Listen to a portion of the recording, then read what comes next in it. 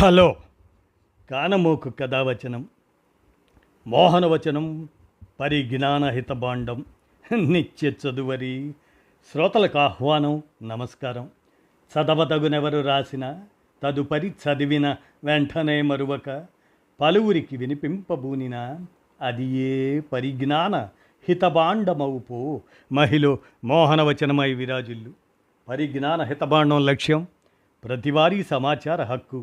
ఆస్ఫూర్తితోనే ఇప్పుడు డాక్టర్ గోపగోని ఆనంద్ విరచిత అంశంగా జలమార్గ రవాణా అభివృద్ధి దేశానికి శ్రేయస్కరం అనేటువంటి అంశాన్ని మన కానమోకు కథ వచ్చిన శ్రోతలకు అవగాహన నిమిత్తం వినిపిస్తాను, వినండి. జలమార్గ రవాణా అభివృద్ధి దేశానికి శ్రేయస్కరం. ఇక వినండి.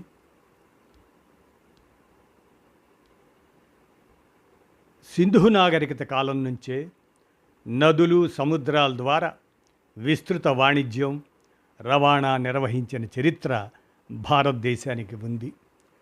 ప్రాచీన మధ్యయుగాల్లోనూ జల రవాణా జరిగింది. బ్రిటిష్ కాలంలో రైల్వేల అభివృద్ధితో అంతర్గత జల రవాణా ప్రాధాన్యం తగ్గినప్పటికీ స్వాతంత్రానంతరం ఇటీవల కేంద్ర ప్రభుత్వం ప్రత్యేక దృష్టితో జాతీయ జలమార్గాలను నౌకాయానాన్ని అభివృద్ధి చేస్తుంది.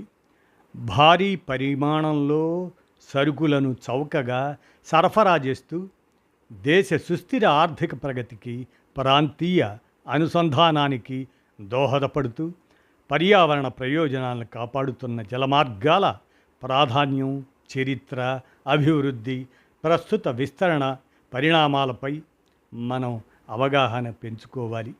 ప్రధాన జలమార్గాలు, ఈ నెట్వర్క్ అభివృద్ధి విస్తరణకు ప్రభుత్వం చేస్తున్న ప్రయత్నాలు, ఇటీవల పరిణామాలతో పాటు ముఖ్యమైన నౌకాశ్రయాలు, వాటి ప్రాధాన్యం, ప్రత్యేకతలను కూడా మనం తెలుసుకోవాలి.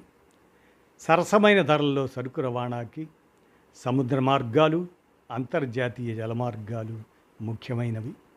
భారతదేశ జలమార్గాలకు వేల సంవత్సరాల చరిత్ర ఉన్నట్లు ఆధారాలు ఉన్నాయి. ఇవి పురాతన, అతి చౌకైన మార్గాలు. జల రవాణా ప్రధానంగా దేశం లోపల కాలువలు, నదులు, జలాశయాల ద్వారా, దేశం వెలుపల సముద్రాల ద్వారా జరుగుతుంది. ఇందులో తక్కువ ఖర్చుతో భారీ, అధిక పరిమాణంలో సరుకులు, వస్తువులను రవాణా చేయవచ్చు. దేశంలో భూభాగ తీర రేఖ 6100 కిలోమీటర్లు. దీవుల తీరరేఖను కలిపితే సుమారు 7517 కిలోమీటర్లు ఉంది. రోడ్డు, రైలు రవాణాలు రాకముందు జలమార్గాలే ప్రధాన రవాణా మార్గాలు.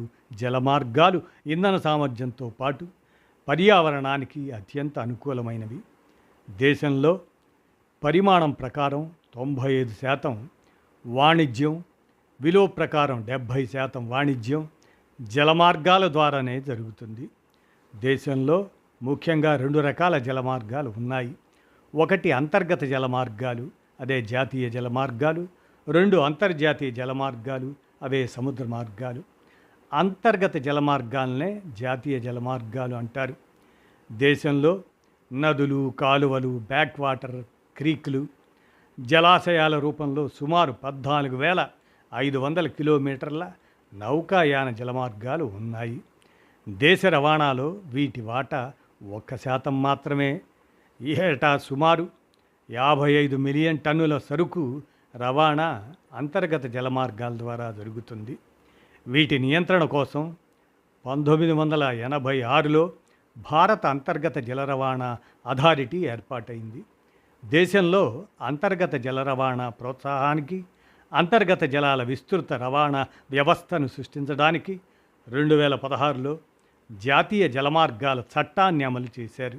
దీని ద్వారా 106 కొత్త జాతీయ జలమార్గాలను ప్రకటించారు.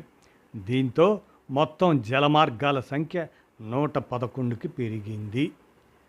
మరి ఈ మార్గాలు దేశ ఆర్థిక వ్యవస్థకు గణనీయమైన తోడ్పాటు అందిస్తున్నాయి.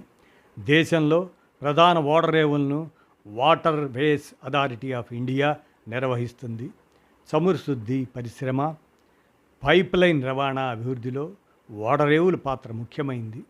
వ్యూహాత్మక రక్షణ సేవలకు ఓడరేవులు ప్రధాన స్థావరాలుగా పనిచేస్తాయి. ప్రస్తుతం దేశంలో మొత్తం 14 ప్రధాన ఓడరేవులు, వీటిలో 7 తూర్పు తీరం, 7 పశ్చిమ తీరంలో ఉన్నాయి. 217 చిన్న ఓడరేవులు ఉన్నాయి. ప్రధాన ఓడరేవులను కేంద్ర ప్రభుత్వం నిర్వహిస్తుండగా చిన్న ఓడరేవుల నిర్వహణను రాష్ట్ర ప్రభుత్వం చూస్తుంది. మరి మనం పశ్చిమ తీర ఓడరేవులుగా కాండ్లా, అది గుజరాత్, వేల తరంగాల రేవు పట్టణం, సహజ సిద్ధ ఓడరేవు కాండ్లా. స్వాతంత్రానంతరం కరాచీ పోర్టు పాకిస్తాన్కి వెళ్ళడంతో కాండ్లాను అభివృద్ధి చేశారు. ఇక ముంబై, ఇది మహారాష్ట్ర, స్వాతంత్రానికి పూర్వమే ఏర్పడి అభివృద్ధి చెందిన సహజ ఓడరేవు. ఇక జవహర్లాల్ నెహ్రూ నవసేన, మహారాష్ట్ర, నూతన సాంకేతిక పరిజ్ఞానంతో ఈ పోర్టును నిర్వహిస్తారు. ముంబై పోర్టుపై ఒత్తిడి తగ్గించడానికి దీన్ని ఏర్పాటు చేశారు. ఇక తూర్పు తీర ఓడరేవులను పరిశీలిస్తే ట్యుటికోరన్, ఇది తమిళనాడు, దీన్నే తూత్తుకుడి చిదంబరనార్ పోర్టు అంటారు. ఇక్కడి నుంచి అమెరికాకు ప్రతి వారం సరుకు రవాణా చేస్తారు. ఇక చెన్నై, తమిళనాడు, భారతదేశ అత్యంత పురాతన ఓడరేవు, దేశంలో 2వ అతిపెద్ద పోర్టు. ఎన్నోర్, ఇది తమిళనాడులోనే ఉంది, దీన్నే కామరాజన్ పోర్ట్ అంటారు. దేశంలోని ప్రైవేటు రంగంలో ఏర్పాటైన మొదటి ఓడరేవు అది. ఇక మార్మగోవా, అదే గోవా, ఇనుప ఖనిజం ఎక్కువగా ఎగుమతి చేస్తున్న రేవు పట్టణం అది. జువారీ నది ఒడ్డున ఉంది ఇది. ఇక న్యూ మంగళూరు, ఇది కర్ణాటక రాష్ట్రంలో. గురుపురా నది అరేబియా సముద్రం కలిసే చోట ఉంటుంది ఇది. NH-17తో అనుసంధానం అవుతుంది. ఇక కొచ్చి, అదే కొచ్చిన్, కేరళ, వెల్లింగ్టన్ ద్వీపంలో ఉన్న సహజ ఓడరేవు ఇది. దీన్ని అరేబియా సముద్ర రాణి అని పిలుస్తారు. ఇక పదవన్, ఇది మహారాష్ట్రలో ఉంది. అన్ని వాతావరణాలను తట్టుకునేలా రూపొందిస్తున్న గ్రీన్ ఫీల్డ్ డీప్ డ్రాఫ్ట్ ఓడరేవు, ముంబైకి దగ్గరలో ఉంటుంది ఇది. మరి పారదీప్, ఇది ఒడిశా, మహానది బంగాళాఖాతం సంగమంలో ఏర్పాటు చేశారు. ఇది కృత్రిమ ఓడరేవు. కోల్కతా, హాల్దియా, పశ్చిమ బెంగాల్ రాష్ట్రంలో నదీ తీర సహజ ఓడరేవు అది. హల్దీ, హుగ్లీ సంగమ ప్రదేశంలో ఉంది. ఇక ఫోర్ట్ బ్లెయిర్, ఇది అండమాన్, దీన్నే విజయపురం పోర్ట్ అంటారు, దక్షిణ అండమాన్లో ఉంటుంది. ఇక విశాఖపట్నం, ఆంధ్రప్రదేశ్లో సహజ సిద్ధ స్వయం రక్షిత ఓడరేవు ఇది. దేశంలోని సహజ సిద్ధ ఓడరేవుల్లో అతి పెద్దది ఇది. ఇక మన సాగరమాల ప్రాజెక్టు గురించి మనం గమనిస్తే 2015లో సాగరమాల ప్రాజెక్టుకు కేంద్రం ఆమోదం తెలిపింది. 2016లో సాగరమాల డెవలప్మెంట్ కంపెనీ లిమిటెడ్ ఏర్పాటైంది. దేశంలో 7,517 కిలోమీటర్ల పొడవైన తీర రేఖకు సమాంతరంగా ఓడరేవుల మౌలిక సదుపాయాల కల్పన దీని లక్ష్యం. 2021లో మ్యారిటైమ్ ఇండియా విజన్ 2030 విడుదల సందర్భంగా సాగరమాల కార్యక్రమం, సాగర్తత సమృద్ధి యోజన ప్రారంభించారు.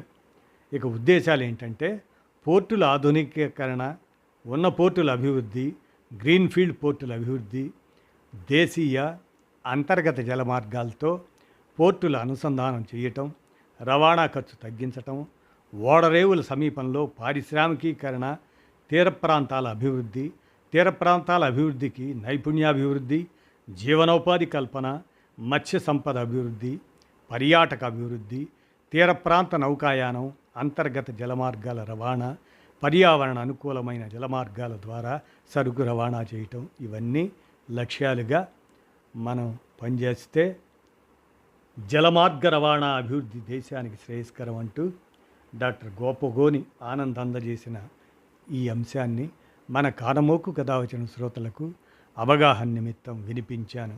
విన్నారుగా, ధన్యవాదాలు.